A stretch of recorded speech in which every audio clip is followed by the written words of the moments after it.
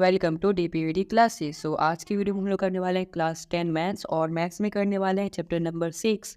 और आज की वीडियो में हम लोग चैप्टर नंबर 6 में जो हमारा थ्योरम 6.1 है, जिसको कि बीपीटी या फिर थियल्स थ्योरम भी कहते हैं, तो इस थ्योरम को हम बिल्कुल अच्छे से समझने वाले हैं। ये एग्ज़ाम पॉइंट ऑफ व्यू से बहुत ही इंपॉर्टेंट है, क्योंकि एग्ज़ाम में इसके ऊपर क्वेश्चंस ज़रूर आते हैं। और आपको ये जो थ्योरम है 6.1, ये बिल्कुल अच्छे से आना चाहिए समझ में कि हम इसको कैसे प्रूव करते हैं और इसमें क्या क्या चीज़ें हो रही हैं। तो आपको क्या करना है, इस वीडियो को बिल्कुल ध्यान से सुनना है, ठीक है। आपको समझ में आने वाला ही बहुत ही अच्छे तरीके से, इसकी मैं गारंटी देता हूँ आपको, ठीक है। तो सबसे पहले आप थ्योरम को पढ़ते हैं। If a line drawn parallel to one side of triangle to intersect the other two sides in distinct points, then the other two sides are divided in the same ratio. यानी इसमें क्या बताया जा रहा है बच्चों, तो देखो इसमें बोला जा रहा है कि जैसे कि हमारे पास एक ट्रायंगल है, ठीक है। ये क्या है, एक हमारा ट्रायंगल है ABC हमारा एक ट्रायंगल है। इसमें बोला गया कि हमने एक लाइन ड्रॉ की जो कि है DE। ये जो DE लाइन है, ये इस BC लाइन के पैरेलल है, यानी कि ये दोनों क्या है, पैरेलल है।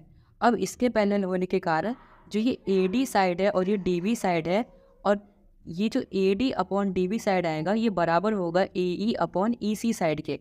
तो ये चीज़ हमें प्रूफ करना है। देखो, तो सबसे पहले गिवन में हमें क्या चीज़ गिवन है कि ABC एक हमारा ट्रायंगल है, ABC एक हमारा ट्रायंगल है, BC पैरेलल DE, ये जो BC है वो DE के पैरेलल है। और हमें प्रूफ क्या करना है, प्रूफ ये करना है कि AD अपॉन DB है वो बराबर होगा AE अपॉन EC के, ठीक है। तो ये हमें प्रूफ करना है। अब हम इसमें कंस्ट्रक्शन करने वाले हैं। क्या कंस्ट्रक्शन करने वाले हैं, देखो सबसे पहले जॉइंट B1, जो B और E पॉइंट्स दिख रहे हैं, इसको हम क्या करेंगे, ज्वाइन कर देंगे। उसके बाद DC, और जो DC है हम इसको भी ज्वाइन कर लेंगे। तो हमें दो चीज़ों को ज्वाइन करना है, BE और DC को।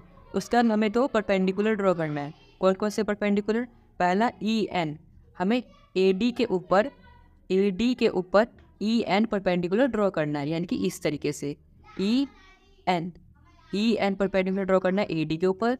उसके बाद DF परपेंडिकुलर टू AE, और ये AE जो है, ये वाली लाइन AE, इस पर हमें परपेंडिकुलर ड्रॉ करना है जो कि होगा DM, ठीक है। और परपेंडिकुलर है, यानी कि यहाँ पर कितनी 90 डिग्री का एंगल होने वाला है। तो आपको एक कंस्ट्रक्शन समझ आया। अब हम इसका प्रूफ को करते हैं स्टार्ट। तो देखो, प्रूफ करने के लिए सबसे पहले आप बताओ कि किसी भी ट्रायंगल का एरिया हम कैसे निकालते हैं, यानी कि एरिया का फॉर्मूला क्या होता है। ये तो सब बच्चों को पता है, half into base into height, है ना बच्चों, ये उसका फॉर्मूला होता है। तो वही करने वाले हैं। सबसे पहले देखो, हम यहाँ पे क्या लिखेंगे, एरिया ऑफ ट्रायंगल, हम ट्रायंगल लेने वाले हैं। तो कौन सा लेंगे, देखो हमें प्रूफ क्या करना है, सबसे पहले AD। तो देखो AD साइड का है, AD ये है, तो हम ADE ये वाला ट्रायंगल लेंगे। लिखेंगे क्या, ट्रायंगल ADE, यानी कि ट्रायंगल ADE में इसका एरिया निकालेंगे। एरिया का फॉर्मूला क्या होता है, हाफ इंटू बेस। बेस क्या है, देखो बच्चों ये है AD बेस हो जाएगा। तो AD इंटू हाइट यानी कि परपेंडिकुलर। तो परपेंडिकुलर क्या होता है, जो 90 डिग्री बनता है। देखो इस पे ये परपेंडिकुलर है, इस लाइन पे ये परपेंडिकुलर 90 डिग्री बन रहा है। कौन सा बन रहा है, EN बन रहा है। तो यहाँ पर मैं लिखता हूँ EN, ठीक है बच्चों। आई होप आपको यहाँ तक अच्छे से समझ में आया होगा। अब इसके बाद इसके अपॉन में DB, देखो DB किस में आ रहा है, इसमें आ रहा है DB। तो हम ये DBE ये वाला ट्रायंगल ले लेंगे। तो एरिया ऑफ ट्रायंगल DBE हमने कौन से यहाँ पर DBE लिया। तो अब इस वाले ट्रायंगल में देखो सेम वही, हाफ इंटू बेस। अब इसका बेस क्या हो जाएगा, ये हो जाएगा DB इसका बेस हो जाएगा। तो DB इसका बेस हो गया। उसके बाद मल्टीप्लाई में इसका हाइट यानी कि जिसमें परपेंडिकुलर होगा। तो अगर आप ये वाला ट्रायंगल देखोगे, ये वाला ट्रायंगल, तो यहाँ पे 90 डिग्री बन रहा है ना। तो ये 90 डिग्री बन रहा है, और जो 90 डिग्री इस बेस पे बन रहा है वही हमारा क्या होगा, परपेंडिकुलर होगा। और परपेंडिकुलर के यहाँ पर EN ही है, तो इसमें भी क्या आ जाएगा, EN। अब इसके बाद देखो जो जो सेम है उसको कैंसिल कर दो। तो हाफ से हाफ कैंसिल हो गया, और EN से EN कैंसिल हो गया। तो यहाँ पर क्या आ गया, AD अपॉन DB। तो ये बराबर हो गया AD अपॉन DB के, और इसको मान लेंगे हम इक्वेशन नंबर फर्स्ट, ठीक है बच्चों। तो जिस तरीके से हमने यहाँ पर AD अपॉन DB को यहाँ पर लिखा है, वैसे हम AE अपॉन EC को भी लिखेंगे। तो यहाँ पर मैं लिखता हूँ एरिया ऑफ ट्रायंगल। अब देखो AE यहाँ पे आ रहा है, तो सेम ही ले लेंगे AED।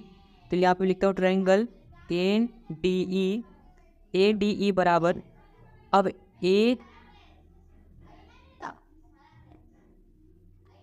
ADE जो मैंने ट्रायंगल लिया है ADE बराबर सेम इसके हो जाएगा हाफ इंटू बेस। अब ADE में इस बार मैं बेस AE को लेता हूँ। सो AE इंटू में इसका परपेंडिकुलर, अब देखो AE ये वाली लाइन है, इसके ऊपर 90 डिग्री बन रहा है, तो ये DM इसका परपेंडिकुलर हो जाएगा, तो यहाँ पे आ गया DM। अब इसके अपॉन में अब नीचे हमें क्या चाहिए, EC चाहिए, और EC यहाँ पर है तो मैं यहाँ पर ले लेता हूँ ECD। तो यहाँ पर ले लेता हूँ एरिया ऑफ ट्रायंगल ECD बराबर में हाफ इंटू, अब ECD लूँगा मैं ये वाला ट्रायंगल, तो इसका एरिया निकालने का फॉर्मूला क्या हो जाएगा, हाफ इंटू बेस। बेस क्या हो जाएगा EC, तो यहाँ पर बेस आ गया मेरा EC इंटू में यहाँ पे इसका 90 डिग्री कहाँ बन रहा है, देखो ये हमारा ट्रायंगल है, तो यहाँ से ये इसका 90 डिग्री बन रहा है DM, तो यहाँ पर भी क्या आ जाएगा DM आ जाएगा। अब जो जो सेम है उसको कैंसिल कर लेंगे, तो यहाँ से हाफ कैंसिल हो गया और DM से DM कैंसिल हो गया, तो यहाँ पर क्या बच गया बच्चों AE अपॉन में EC। तो ये बन गया हमारा इक्वेशन नंबर 2। तो आई होप बच्चों यहाँ तक आपको बिल्कुल अच्छे से सब कुछ क्लियर है, समझ में आया होगा। अब इसके बाद देखो बच्चों, हमने 9th क्लास में एक कॉन्सेप्ट पढ़ा था। क्या कॉन्सेप्ट था कि जब भी दो पैरेलल लाइन्स होती है, जैसे कि यहाँ पर ये D पैरेलल है BC के, तो इन दोनों पैरेलल लाइन्स के बीच में ये जो दो ट्रायंगल बन रहा है, एक ये वाला ट्रायंगल और एक इधर से ये वाला ट्रायंगल, तो इन दोनों का एरिया बराबर होगा। ये चीज़ हमने पढ़ा था, तो वही मैं वहाँ पर लिख देता हूँ। क्या लिखूँगा, area of triangle DBE, area of triangle DBE वो क्या होगा, बराबर हो गया एरिया ऑफ ट्रायंगल ECD के। तो एरिया ऑफ ट्रायंगल ECD के ये क्या होगा, बराबर होगा। तो ये चीज़ मैंने लिख लिया। क्यों बराबर होगा, क्योंकि पैरेलल लाइंस जो होती हैं, पैरेलल लाइंस के अंडर में जो होता है एरिया मतलब triangles, parallel lines under triangles area are equal, यानी कि पैरेलल लाइंस के बीच में जो ट्रायंगल्स का एरिया होती है वो क्या होती है, इक्वल होती है। और इसको ले लेंगे हम इक्वेशन नंबर 3।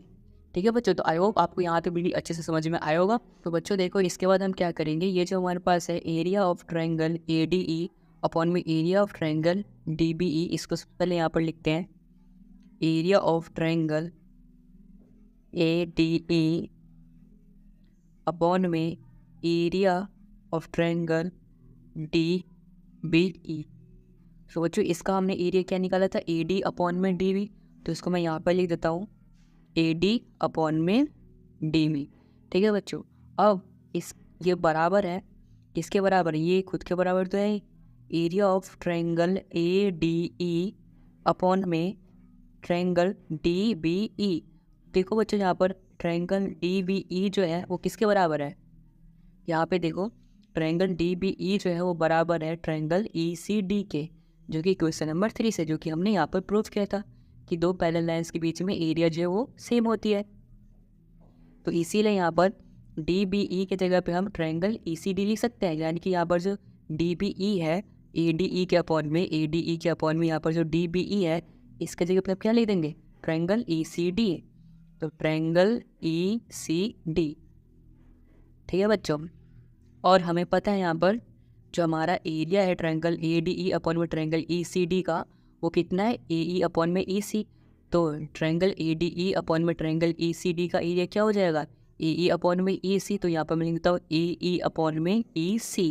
ठीक है बच्चों, AD अपॉन में DB बराबर आ चुका है AE अपॉन में EC। तो इसको मैं यहाँ पर लिख देता हूँ कि AD अपॉन में DB बराबर है AE अपॉन में EC। ठीक है बच्चों, तो यही हमें प्रूफ करना था। देखो यही चीज़ हमें प्रूफ करना था कि AD अपॉन में DB बराबर है AE अपॉन में EC, और ये चीज़ हमने प्रूफ कर लिया कि AD अपॉन DB जो है वो बराबर है AE अपॉन में EC। ठीक है बच्चों, तो इस तरीके से हमने थ्योरम 6.1 को कर लिया है प्रूफ। आई होप आपको आया होगा, समझ में आया है तो इस वीडियो को लाइक कर देना, चैनल को सब्सक्राइब कर देना, और इस वीडियो को अपने दोस्तों के साथ भी जरूर शेयर कर देना। And thanks for watching this video.